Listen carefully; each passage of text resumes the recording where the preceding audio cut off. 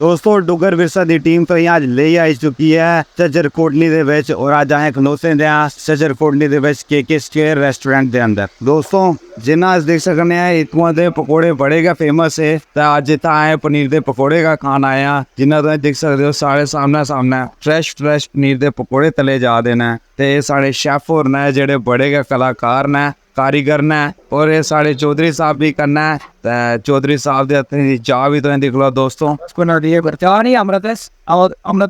दोस्तों साढ़े पंडित जी का पकौड़े तलने का पिछले 12 साल का एक्सपीरियंस है। तो अज अस पंडित जी ने पूछना है। सो पंडित जी जी जनाब, अगर जनता दोस्तों इस पकौड़े बारे इस रेस्टोरेंट के बारे अपना एक्सपीरियंस हमारे में 20 साल हुई काम करते थे। सब तो पहले मैं इतने आया 1947, ठीक है।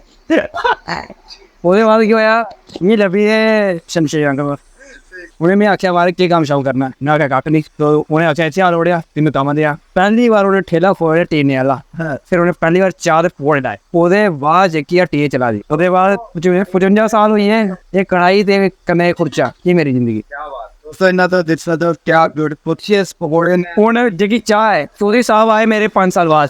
चौधरी साल चौधरी साहब चाह के बारे थोड़ा दसो सारी जनता की। जी तरह की चाह है वो बड़ी फेमस है। रोटी पीने एक बारी आंधे वारी फिर आते चाह चाह चाह चाह चाह जाओ चाह सवेरे पीनी चाह शामी पीनी चाह लोग की आंधे बोले कल करनी फिर चाह शानू चाह का बड़ा चाह हमारे इतने मैं पीछे शाम होता शाम मेरे घर है रिश्ता फिर आइए थे लोग ले गया पीनी चाह भैन जो बाकी छो पीछे मरी हुई है बंदा मरी गया इतने आइए सारे शामी आते मैं क्यों आते पीनी चाह भाई चाह का एक क्रेज है इतने के चाह बनती थी क्या बात है। बाकी तो ये साढ़े कस्टमर आए इन्हें आके चाह बुलाएगी चाय का मजा आ गया ना। चाह मिल लगे कि ये थोड़ी ना बकरी चीज भी है स्वाद जो है चाह का जम्मू शहर। और दोस्तों अगर तो स्पेशली पकौड़े खाना चाहते हो पनीर दे बिना मजाक दे नंदनी दे जेडे सब तो फेमस पकौड़े वो आजकल मिलते हैं के स्क्वेयर दे विच।